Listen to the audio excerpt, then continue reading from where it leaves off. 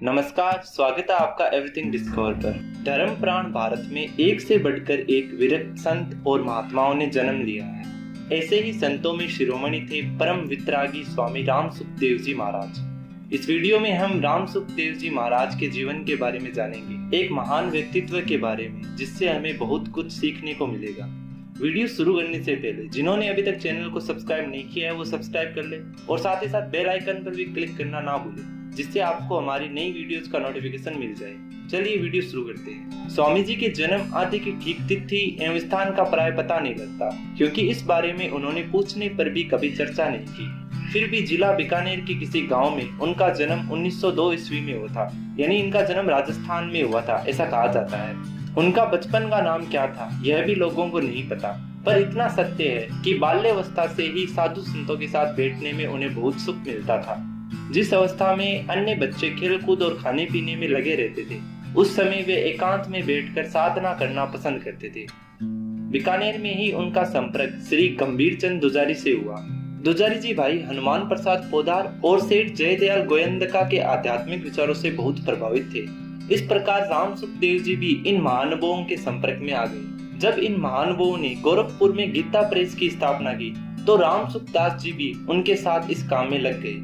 धर्म और संस्कृति प्रधान पत्रिका कल्याण का उन्होंने काफी समय तक संपादन भी किया। उनके इस प्रयास से कल्याण ने विश्व भर के धर्म प्रेमियों में अपना स्थान बना लिया। इस दौरान स्वामी राम सुखदेव जी ने अनेक आध्यात्मिक ग्रंथों की रचना भी की। धीरे धीरे पूरे भारत में उनका एक विशिष्ट स्थान बन गया।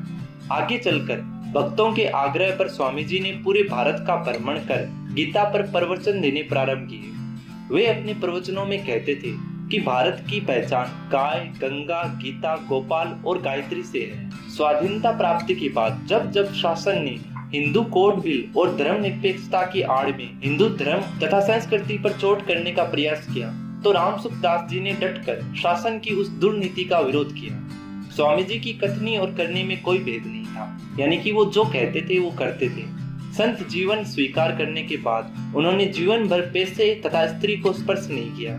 यहाँ तक कि अपना फोटो भी उन्होंने कभी खींचने नहीं दिया।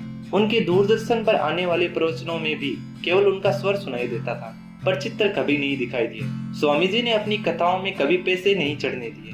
उनका कोई बैंक खाता भी नहीं था। उन्होंने अपने लिए आश्रम तो दूर एक कमरा तक नहीं बनाया। उन्होंने किसी पुरुष या महिला को अपना शिष्य भी नहीं बनाया। यदि कोई उनसे शिष्य बना लेने की प्रार्थना करता तो वे कृष्ण वंदे जगत गुरुम यह कहकर उसे टाल देते थे। 3 जुलाई 2005 हिंदू कैलेंडर के अनुसार आषाढ़ कृष्ण 11 को ऋषिकेश में 103 वर्ष की आयु में उन्होंने अपना शरीर छोड़ दिया।